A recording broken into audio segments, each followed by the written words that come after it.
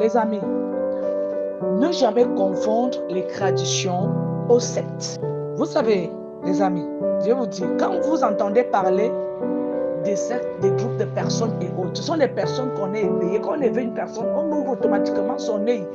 Moi, je vous dis, on l'initie par quelque chose qui lui permet d'avoir le parler et la vision spirituelle, qui vous lit et vous comprend et qui est capable de tirer certaines choses en vous. Donc, quand vous faites des rites au niveau de votre village, pour une bénédiction ancestrale, est différent d'une personne qui a, soi-disant, vendu son âme. Et je vous ai toujours dit ici, l'âme n'appartient à personne d'autre qu'à Dieu. Ce que ces gens donnent, ce sont des sentiments humains. Donc, ils n'ont plus un sentiment envers leur prochain, c'est-à-dire la connexion qu'il y a entre le cœur et le corps.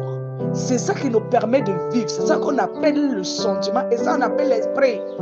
Et c'est cet esprit qui est toujours en train de s'envoler, les sorties ancestrales et autres. Il prend possession dans votre vie pour vous illuminer, pour vous éclairer dans certaines choses. Et les gens appellent ça une bénédiction parce qu'elle a la possibilité de vous éclairer pour mieux vous montrer, vous parler, vous dire certaines choses que vous ne maîtrisez pas. Soit dans la sorcellerie, les sorties astrales, soit dans la vie présente, c'est-à-dire vous restez, il y a toujours un âme. Est-ce que vous savez qu'il y a des gens qui paraît ne plus vivre, mais ils ont un ressentiment, mais l'âme n'est plus là, c'est à partir de l'autre côté. Donc il faut que vous devez faire très attention.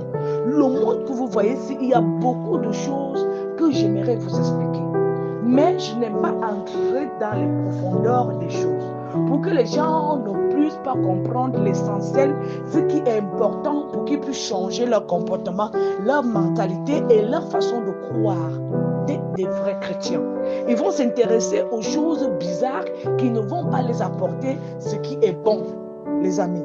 Ce que vous faites comme tradition, ce que vous faites comme rite, ce que vous faites comme libation, ce que vous faites comme toutes ces choses, je vais vous dire, c'est le Seigneur qui vous permet. Il n'y a aucun être qui vous permet d'avoir cela. Donc, à partir d'aujourd'hui, quand les gens vont vous parler de la libation, vous allez faire la libation, vous allez verser votre eau, vous allez appeler les ancêtres qui conduisent ces ancêtres vers vous, qui permet que la vie spirituelle, la vie invisible puisse faire en sorte que vous puissiez avoir certains ressentiments vis-à-vis de certaines choses et que vous puissiez être au courant de ce qui va se passer dans votre vie. C'est le Seigneur, c'est le ciel.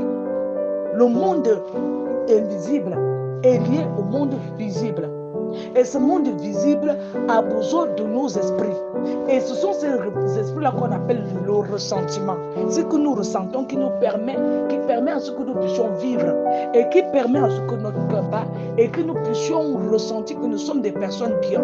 Et quand les personnes de l'autre côté, ils ont ce genre de vision, quand ils sortent, ils sont prêts à tout pour dire que Dieu n'existe pas parce qu'ils savent comment, ils voient, ils comprennent. Parce que leurs entités les mettent au courant, parce qu'ils confient ces choses-là à leur entité. Automatiquement, une personne qui a déjà fait certains rituels, des rituels vraiment cruels, ne peut plus avoir le ressentiment, ne peut plus ressentir quelque chose. Son cœur appartient déjà. Il est là comme ça, là. Il rit avec vous, mais le rire n'est que là. Parce que son cœur n'est plus là. Vous êtes des animaux pour lui. Soutenons des personnes défavorisées dans des zones rurales. L'avenir est pour nos jeunes, l'avenir leur appartient, l'avenir peut encore sourire à la jeune fille mère. N'hésitez pas de porter votre soutien à l'égard de ces jeunes enfants. Ensemble nous pouvons le faire, unissons nos forces.